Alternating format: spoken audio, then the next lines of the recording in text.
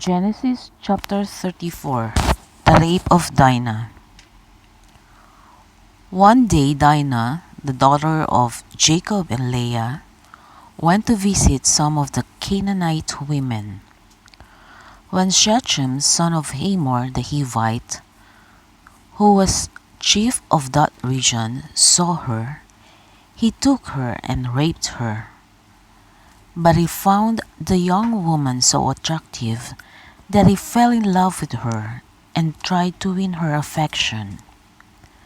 He told his father, "I want to get Dinah for me as my wife." Jacob learned that his daughter had been disgraced, but because his sons were in the fields with his livestock, he did nothing until they came back. Shechem's father, Hamor, went out to talk with Jacob.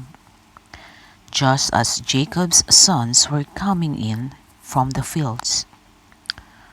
When they heard about it, they were shocked and furious that Shechem had done such a thing and had insulted the people of Israel by raping Jacob's daughter.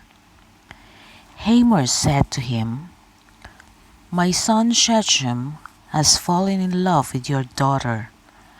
Please let him marry her. Let us make an agreement that there will be intermarriage between our people and yours. Then you may stay here in our country with us. You may live anywhere you wish, trade freely, and own property." Then Shechem said to Dinah's father and brothers, "Do me this favor, and I will give you whatever you want.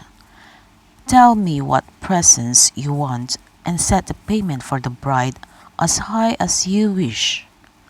I will give you whatever you ask, if you will only let me marry her."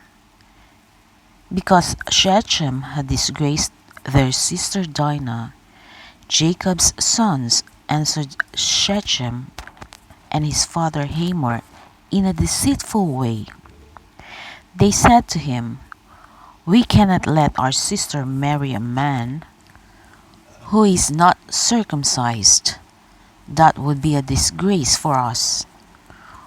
We can agree only on the condition that you become like us by circumcising all your males.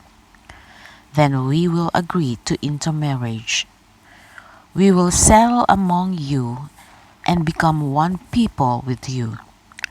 But if you will not accept our terms and be circumcised, we will take her and leave." These terms seemed fair to Hamor and his son Shechem, and the young man lost no time in doing what was suggested, because he was in love with Jacob's daughter. He was the most important member of his family. Hamor and his son Shechem went to the meeting place at the city gate and spoke to the people of the town. "These men are friendly. Let them live in the land with us and travel freely. The land is large enough for them also. Let us marry their daughters and give them ours in marriage. But these men will agree to live among us and be one people with us only on the condition that we circumcise all our males, as they are circumcised. Won't all their livestock and everything else they own be ours? So let us agree that they can live among us." All the citizens of the city agreed with what Hamor and Shechem proposed, and all the males were circumcised. 3 days later, when the men were still sore from their circumcision, 2 of Jacob's sons, Simeon and Levi, the brothers of Dinah, took their swords, went into the city without arousing suspicion, and killed all the men, including Hamor and his son Shechem. Then they took Dinah from Shechem's house and left.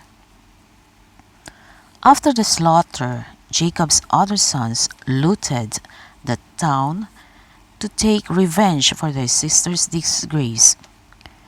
They took the flocks, the cattle, the donkeys, and everything else in the city and in the fields. They took everything of value, captured all the women and children, and carried off everything in the houses. Jacob said to Simeon and Levi, "You have gotten me into trouble. Now the Canaanites, the Perizzites, and everybody else in the land will hate me. I do not have many men. If they all band together against me and attack me, our whole family will be destroyed." But they answered, "We cannot let our sister be treated like a common whore."